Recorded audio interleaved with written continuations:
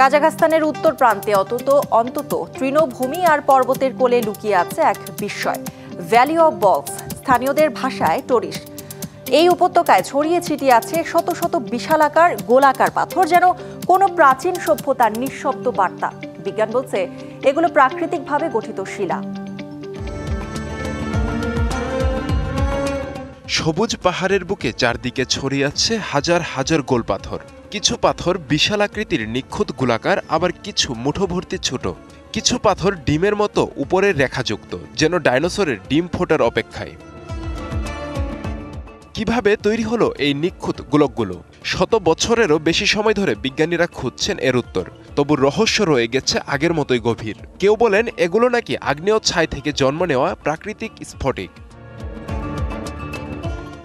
ভূতাত্ত্বিকদের মতে প্রায় 15 কোটি বছর আগে জুরাসিক যুগে পৃথিবীর গভীরে প্রাকৃতিক প্রক্রিয়ায় গঠিত হয়েছিল এই গোল পাথর। পাথরগুলো মূলত সিলিকেট বা কার্বন সিমেন্টে তৈরি, যা সময়ের ক্ষয়েও টিকে আছে অনায়াসে। তবে সবাই একমত নন। অনেকেই মনে করেন এগুলো হয়তো প্রাচীন কোনো হারিয়ে যাওয়া সভ্যতার নিদর্শন। তাদের মতে এই সভ্যতার লিখিত ইতিহাসেরও আগের সময়ের। বাতাস, পানি আর সময়ের ক্ষয়ে এই গোলাকৃতি আরও স্পষ্ট হয়েছে।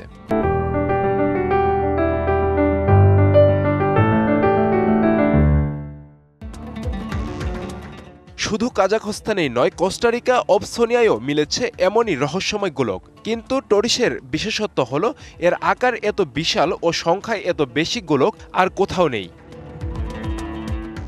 উপত্যকার পাশে দাঁড়িয়ে আছে বিশাল শেরকালা পাহাড়, সাদা ও খাড় রঙের চকশিলায় গঠিত পর্বত যেন মরুভূমির মাঝখানে প্রহরীর মতো দাঁড়িয়ে আছে। কাছেই রয়েছে প্রাচীন কিজিলকালা নগরীর ধ্বংসাবশেষ। ইতিহাস আর প্রকৃতির মিশেলে টরিশ উপত্যকা আরও রহস্যময়। টরিশ উপত্যকা শুধু কাজাখস্তানের নয়, পৃথিবীর প্রাকৃতিক বিস্ময়ের এক অনন্য উদাহরণ। বিজ্ঞান এখনও উত্তর খুঁজছে, তবে ভ্রমণপ্রেমীদের কাছে এই উপত্যকা অন্য জগতের মতো ভিন্ন অভিজ্ঞতা। DBC news desk.